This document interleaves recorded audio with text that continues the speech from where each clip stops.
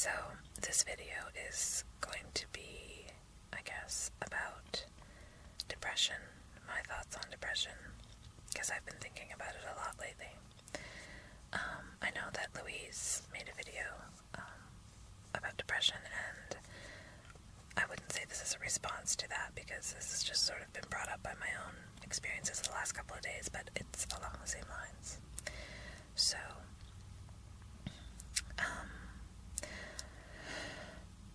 I've had the opportunity to really kind of examine my depression in the last couple of days because it's been triggered by certain events, and it's annoying to me, so annoying, how small, like, how such a small little event can trigger this reaction. It makes me very, very angry. And embarrassed. And I hate having a witness to my insanity. So I tend to try and withdraw when I feel that way. And I talk about it after the fact, maybe, but at the time I just, God, I wish I could keep it to myself. Anyway, I kind of feel like I'm coming out the other side of it today, so I can kind of look back objectively, and here's what I've found. Okay, so, last week I went and saw my counselor. I see a counselor from time to time. I haven't seen him in a really long time, but I went and saw him last week, and I didn't really know what I was going to get out of the session because I was feeling pretty good about everything going into it, you know, and it's the typical, sort of stereotypical counseling session, or the purpose for counseling is to, you know, help you deal with problems and feel better about things that you feel bad about. And so I wasn't really feeling bad about anything this particular day and in general, so I didn't really know what I expected to get out of this session. But the thing I love about my counselor and the model of counseling that he uses is that it doesn't really just stop at making you feel, you know, not bad or fixing your problems. It actually is aimed at helping you get to a place of, like, ideal mental health or self-actualization, I guess you could say. I think that's the kind of term for it, or whatever. And so it basically looks at the layers of your personality or yourself as the goal is to try and get them to kind of function as an integrated whole. And so, you know, some people operate at the level of their behaviors and their habits. Some people tend to stay at the level of thinking or feelings or beliefs or needs, or, you know, there's all these levels that basically are built around your core self, who you are, like your soul, I guess you might say, or whatever terminology you want to use, whatever you're comfortable with. But that core self is kind of, that's the part of you that can stand back and observe yourself thinking or feeling, and kind of analyze those things and not get caught up in them. And that's the ultimate goal of this model of counseling, is to be operating from that level, and then to be able to utilize all these other parts of yourself for the functions that they can serve. And so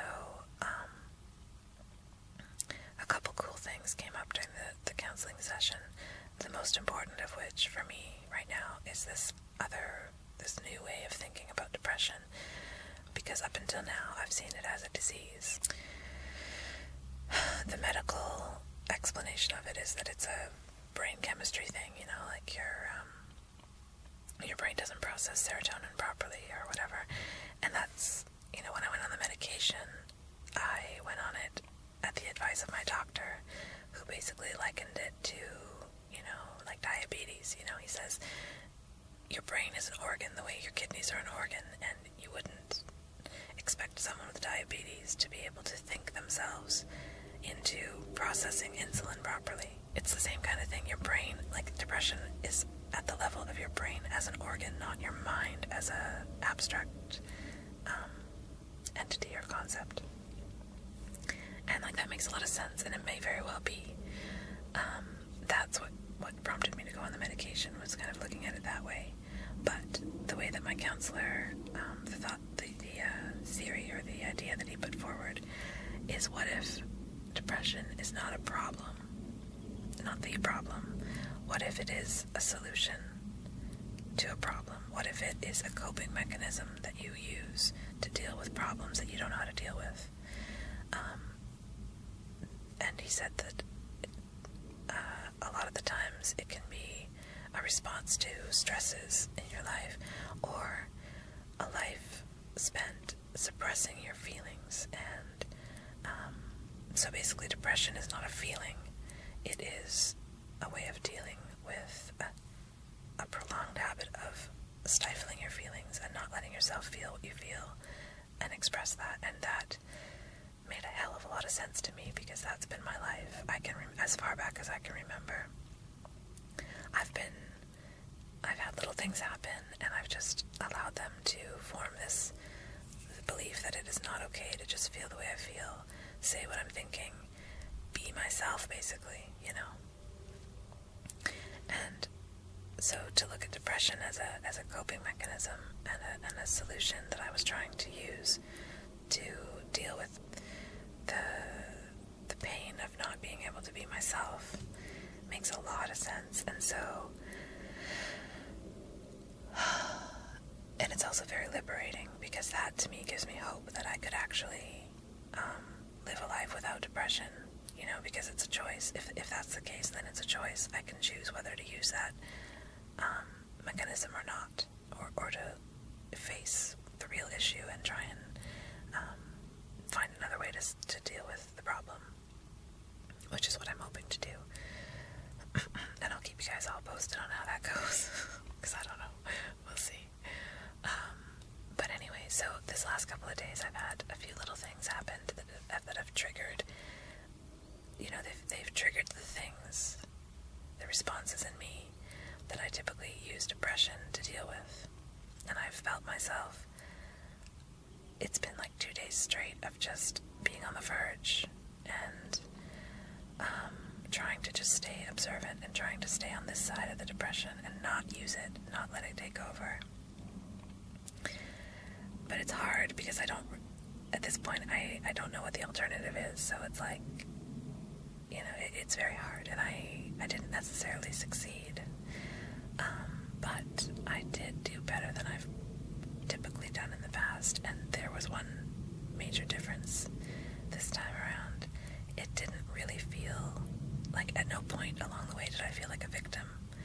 I saw the entire time that it was my choice, which I think for me is a very important first step, because although it doesn't necessarily mean that I'm going to be strong enough to make a better choice every time, at least I'm aware of what I'm doing. And so along the way it was like, and I guess it kind of, for me, the closest I can describe it at this point is that it is my choice whether I want to go down that path.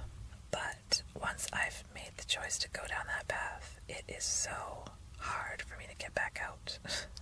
I have to kind of, well, not have to, but up until at this point, I don't know how to, once I let that, the mechanics of it take over, and I start going down that road, I don't know how to back it up. I have to kind of see it through. And so, although I know that I've chosen, you know, I could have chosen not to go down the road in the first place, once I'm on that path, I kind of have to go down that path and come out the other side. At least right now. I'm hoping soon, at some point, I'll figure out how to stop myself midway and, you know. Anyways, I've been trying really hard, really, really hard, and it's been very illuminating for me, and I'm hopeful. I'm hopeful that I'm not gonna be a victim. I don't feel like a victim. The thing is that when before I would feel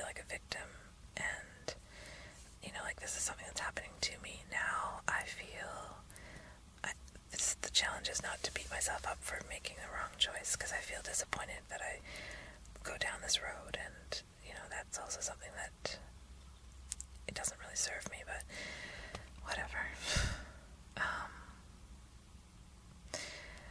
So yeah, I don't know, I don't know if that's interesting to anybody. It's very, very interesting to me at this point, given my, what I'm dealing with. So, anyways, I'm gonna make some